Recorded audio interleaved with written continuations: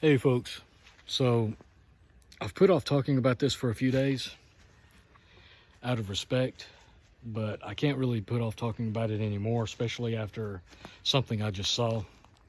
Now, I try to keep an eye on the news, on what's going on, but sometimes I turn off the news and I get away from it for a couple of days, just for one, so I'm not freaking out all the time about what's going on. I'm not worrying and stressing all the time.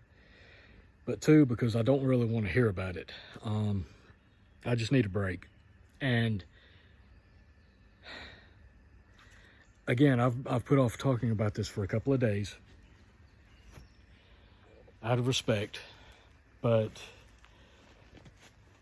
Biden was on the news. I think this came out a day or two ago. I'm not really sure.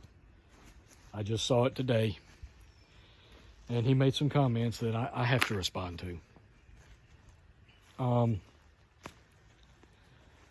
He said the Constitution is not absolute and the Second Amendment is not absolute.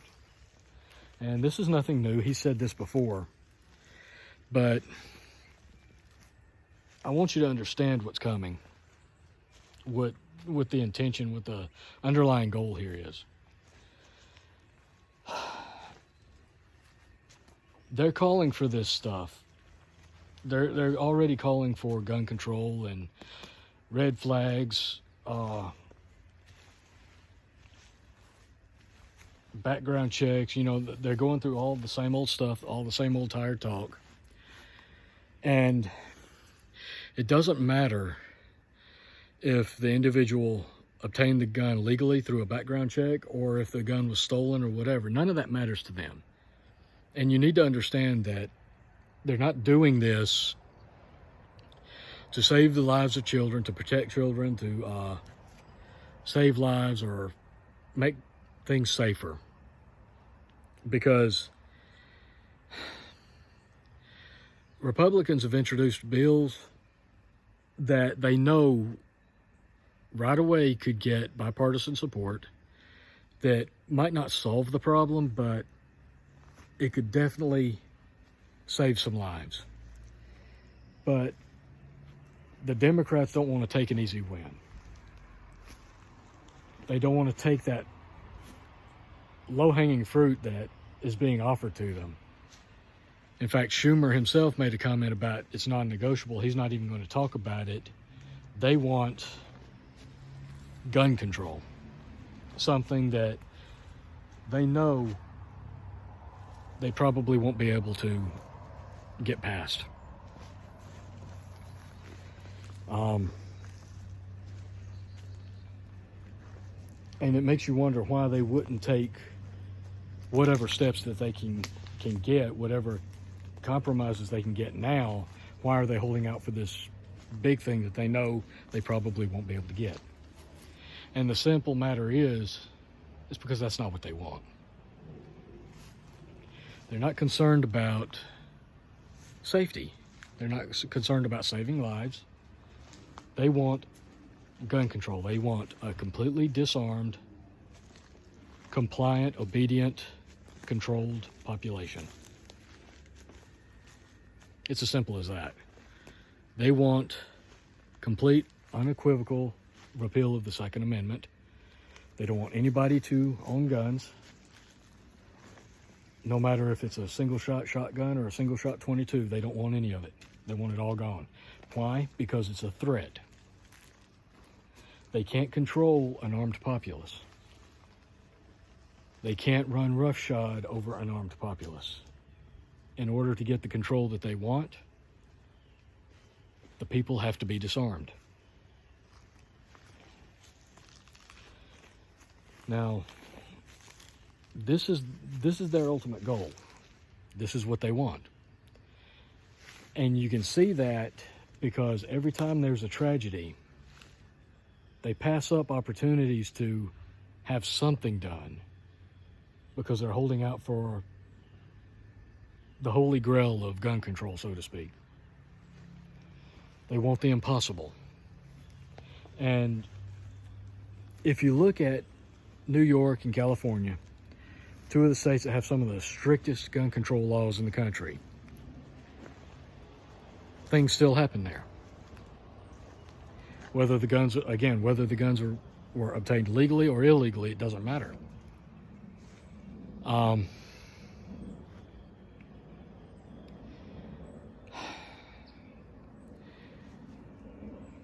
They want more no matter what.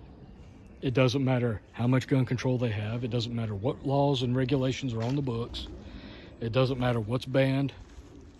As long as you're allowed to own anything that fires a bullet when you pull a trigger, they don't want it. They want it gone. You can see that now by the fact that in Canada, they're further along this path than the United States is. They have strict gun control laws. I'm not as familiar with their laws, but I know they're a lot stricter than the United States. But Trudeau has introduced legislation to ban the sale of handguns, basic handguns. And they're introducing legislation to buy back assault rifles. And yes, I know that's an incorrect terminology. But when you're talking about this stuff, you got to use the same terminology that they do so that your understanding is clear.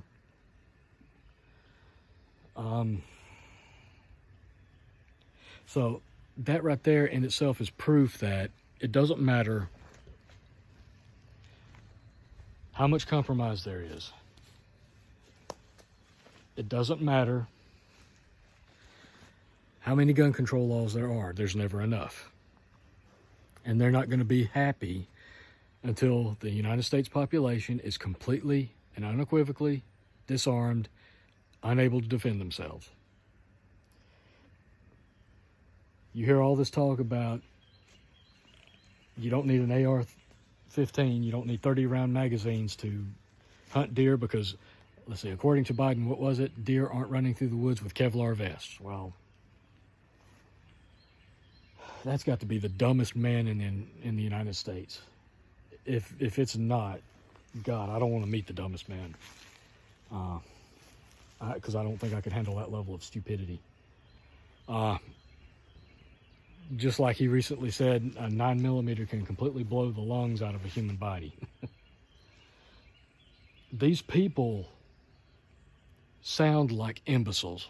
I mean, they sound completely idiotic. I'm trying to find the words to describe this without getting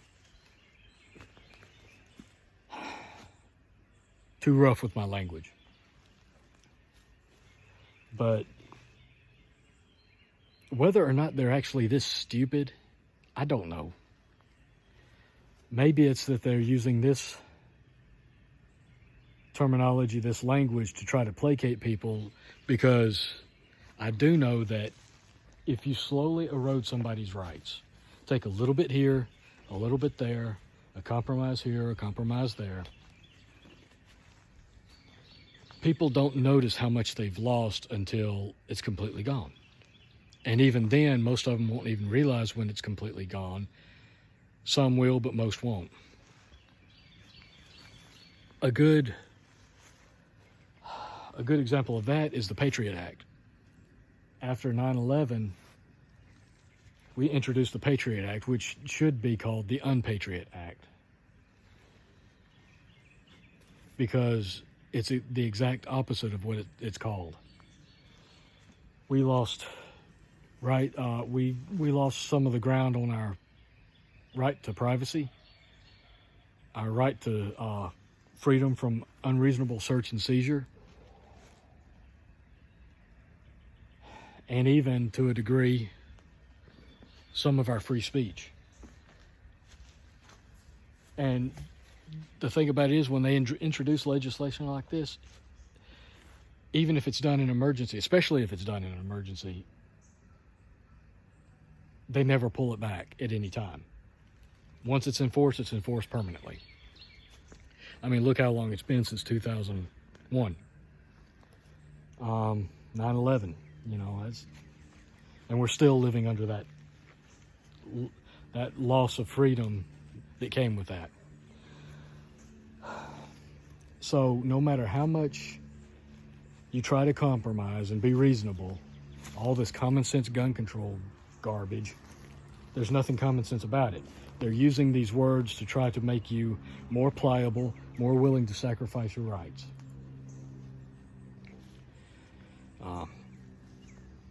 They're hoping by saying this, they can convince you, oh, we don't want to completely get rid of the Second Amendment. We don't believe that you should have this because of all of this going on.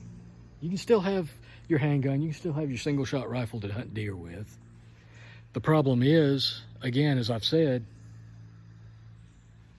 they're never satisfied. No matter how much you give them, they want more. And they're going to continue to want more. If we compromised so much that all we had left were revolvers and single-shot rifles and shotguns, that still would not be enough, because they would find some way to call for a ban on those.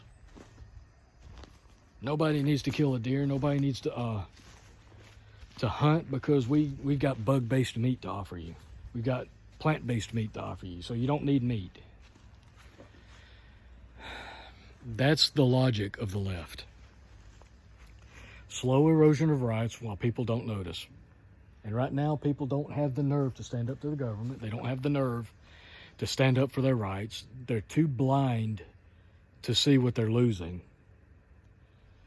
They're too distracted by the Kardashians, by football, by basketball, by meaningless reality TV shows, by the cool new car to own, the cool new clothes to own, the cool new watch or phone to own. What's the newest phone coming out? It's got this feature and this feature. While all along, it's got even more ways of tracking you and collecting your information, which is a violation of your privacy. It never ends. It's never going to end until they get complete, total control over a completely unarmed population. So you can't control a population that's armed, because you know that if you go too far, they'll resist. But if you take away their ability to defend themselves, if you take away their ability to resist, they become more compliant. If you take away their food and their security and their safety, they're more willing to give up their rights, and that's even better. And I honestly believe that with everything you see going on right now, supply chain disruptions, food insecurity, food shortages, and a lot of these shootings, some of them may be engineered or orchestrated, some may not. I know some are, some, not all, but some are. I believe all of this is engineered to push society towards a willingness to give up their rights. Because if you take somebody's rights, they will resist. But if you convince them to give up their rights, or if you make them so uncomfortable that they're willing to give up their rights for the sake of comfort and security, it's not as hard to get what you want then. And that's the goal here. That's the game that's being played. It's a long game.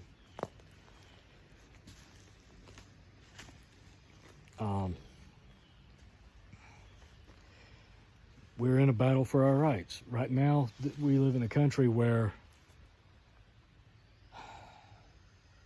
law and rights are not equally distributed.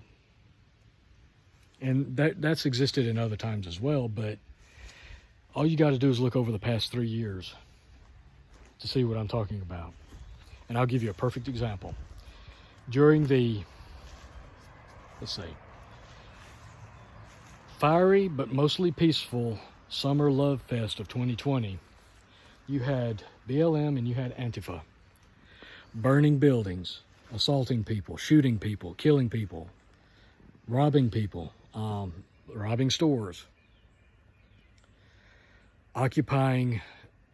seizing and occupying federal buildings and cities, seizing federal property or government property for weeks and months on end.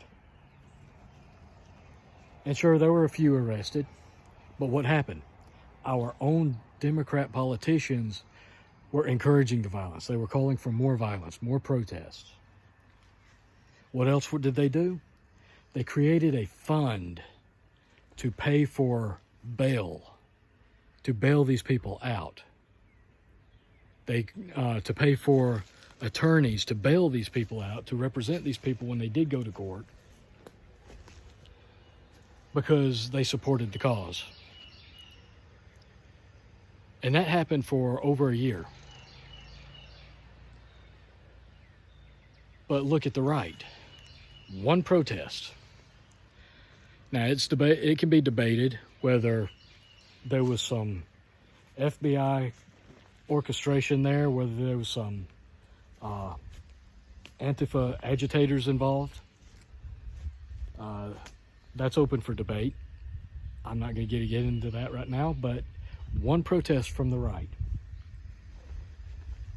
And what have we had? Months and months of people locked away without access to health care, without representation, probably being coerced into confessing. They're being charged with sedition, insurrection. They're even going after Republican politicians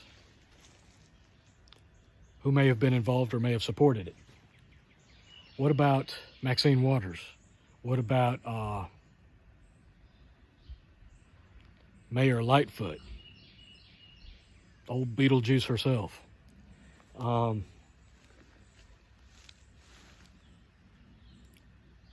Kamala Harris.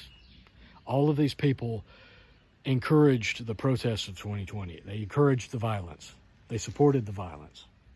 Nothing's happened to them. Not even the slight inquiry. That tells you that, as of right now, at least,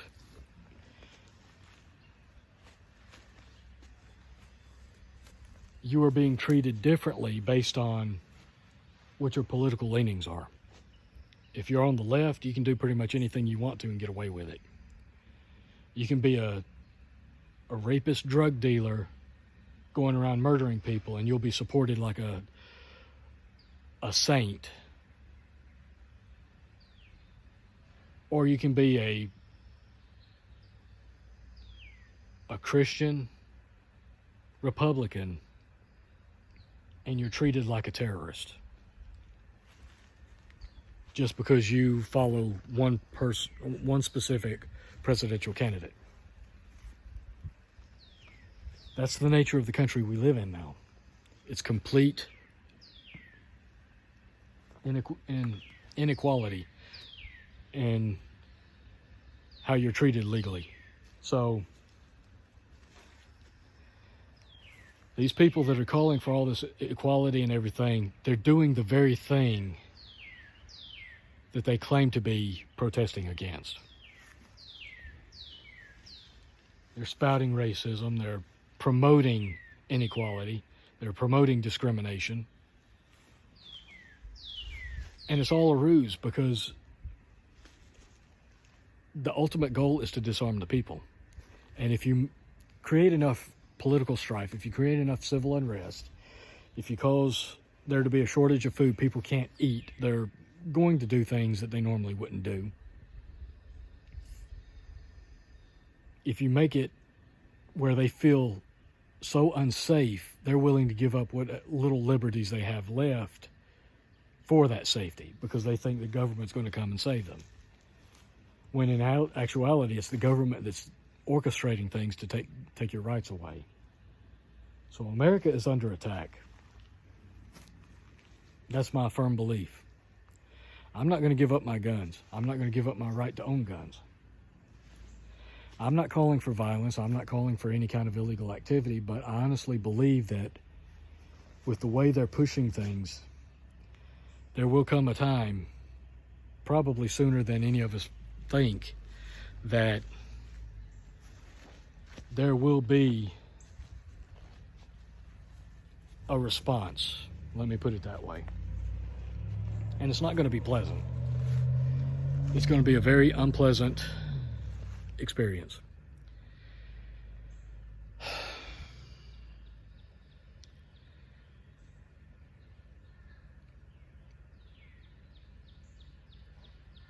What I would suggest, and again, I'm not calling for violence. I don't want it. I'm not calling for any illegal activity. I don't want that either. In fact, I would advise you to be vigilant about the decisions you make. Be very smart about the decisions you make, because these are baited traps. This whole debate is a baited trap. They're looking for people that resist the national narrative or the government narrative, the propaganda. Anybody that resists the propaganda or speaks contrary to the propaganda is considered a terrorist now. They want you to act out and do something stupid. They want you to act rashly. We have to be smarter than them. We can't fall into the traps that they lay for us. We can't play into their hands. Don't do anything illegal. Don't do anything violent until there's literally no other choice. If they're beating down your door, holding your family at gunpoint, demanding your guns, yes, it's too late at that point, but because if you try to resist at that point, your family's going to die. But you have to be smart enough to understand we're not anywhere close to that yet. And now we're not as far off as a lot of people would have you believe. But it is coming. You need to be ready. So, to that end, I strongly suggest you keep prepping, especially food. Food is security, food is independence, food is power, food is control. If you have your own food and you can produce your own food and trade for your own food, the government can't control you with food. They can't cut off your food supply and then say, oh, hey, if you bend to our will, if you take a knee, we'll give you this paltry amount of food, this meat made from bugs, these burgers made from soy or whatever, grass or whatever it is that they make them from.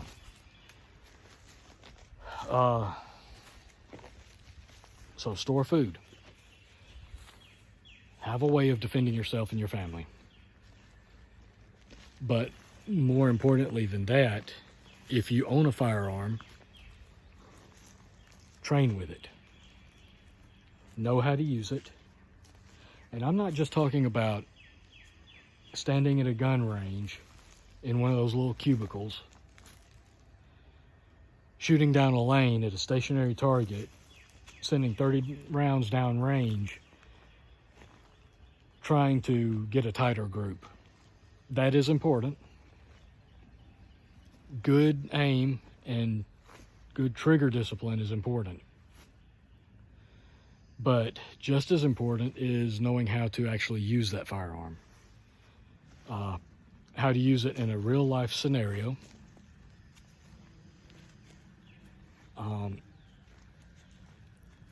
So there are people out there that can provide training, of realistic, qualified training. I'm not talking about following somebody that got their training from Call of Duty or some crap. Find somebody reputable, somebody that you can trust to teach you, and learn how to operate that firearm under duress in a real life situation in unexpected ways where things aren't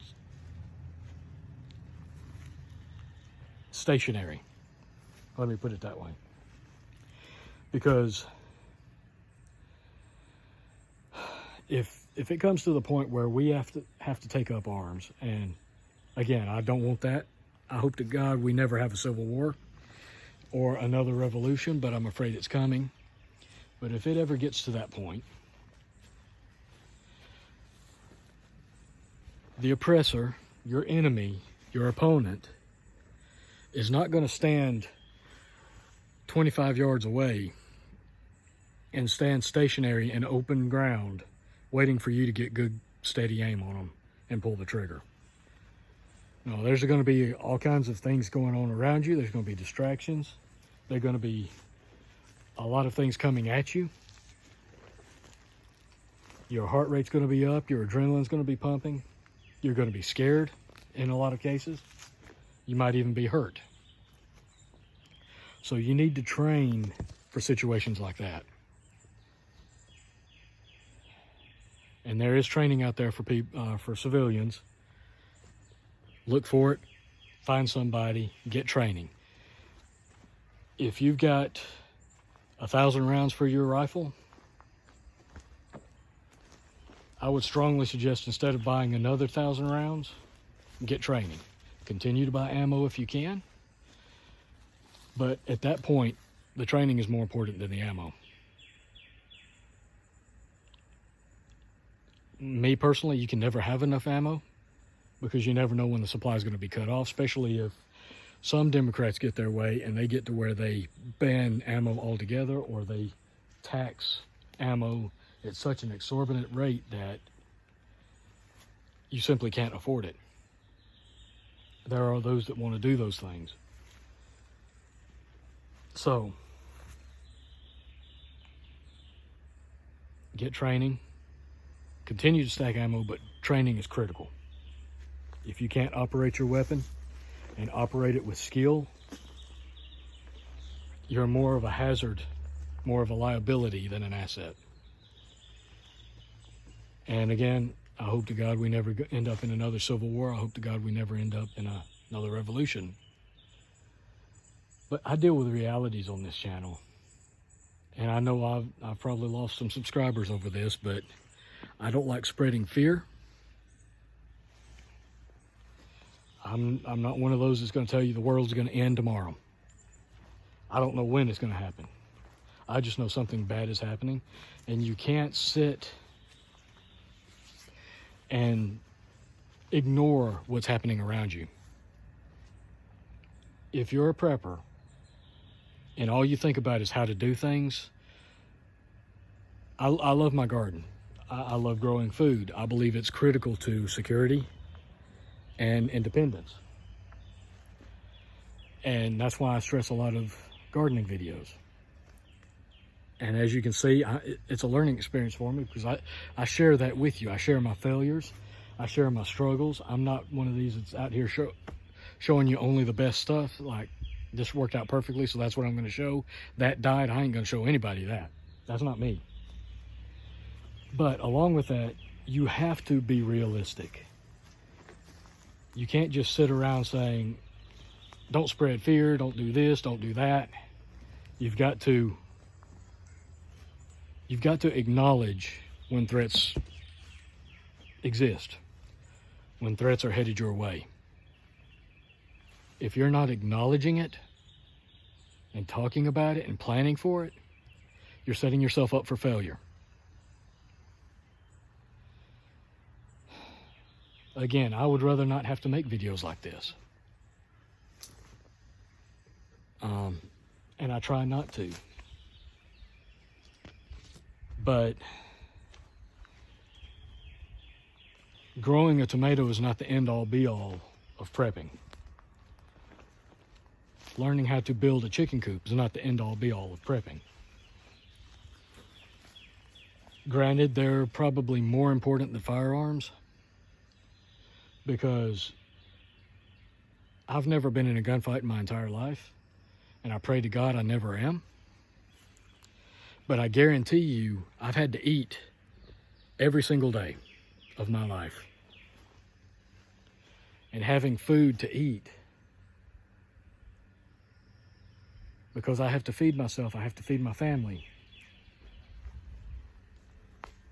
That places that at a higher priority than firearms. But at the same time, you can't ignore what's going on. You can't ignore the need to train and prep for the other side of that. They go hand in hand. They work together. One can't stand on its own.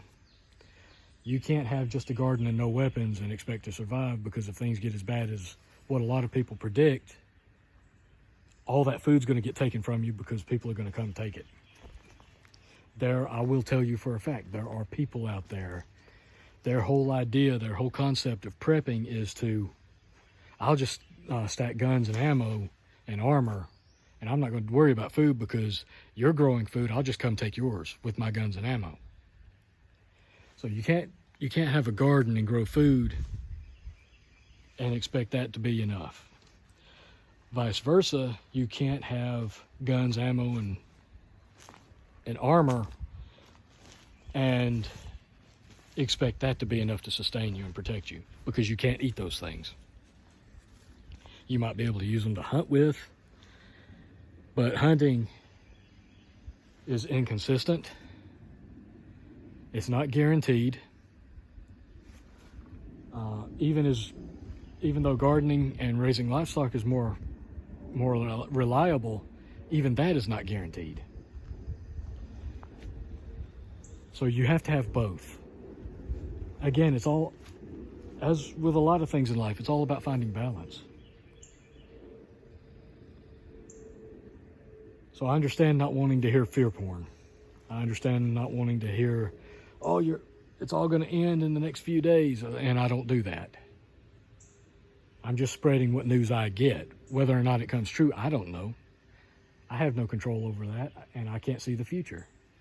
But I have to give you the news that I see. Otherwise, I don't feel right. I don't feel like I'm doing my job to inform you.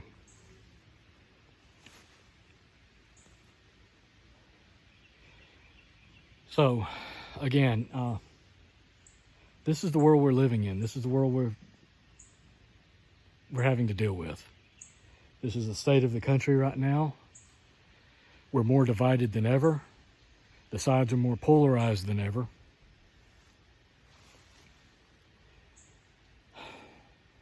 And I don't see it ending well. I really don't. I've been trying for a long time now to see the bright side of things. And I still do, to a degree. I mean, I'm still planning on things I want to do next year, provided this country doesn't collapse into flames. There's things I want to do next year. But I have to prep for the things that I see coming, or that I see are very likely incoming. So that's what I suggest. Continue prepping, continue stacking food. If you own a firearm, have sufficient ammo for that firearm, but also get training. And it's not about, I don't think anybody has to have training to have a firearm. I don't think that should be a law. Is it smart? Yes. Anybody that has a firearm should know how to use it, should know how to operate it. You can learn that on your own. But training in scenarios, training in how to deal with weapons failures in the heat of the moment, those are things you need to know.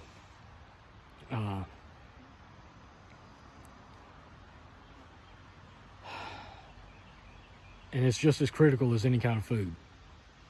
Maybe not as critical as food in some ways. Again, I still believe food is a slightly higher priority. But with things going the way they are, you never know. We don't know what's coming for us. I can't predict anything. All I can do is look at what I see right now, and I see things heading in a certain way, and I'm trying to prepare for that, and I honestly believe you should be too. Anyway, that's all I've got right now. It's just something I had to get off my chest. I appreciate you guys watching. Like, share, subscribe if you haven't. Until next time, folks, keep prepping, stay safe, stay vigilant, be smart, don't fall for any traps. This is a chess game. We got to think three steps ahead.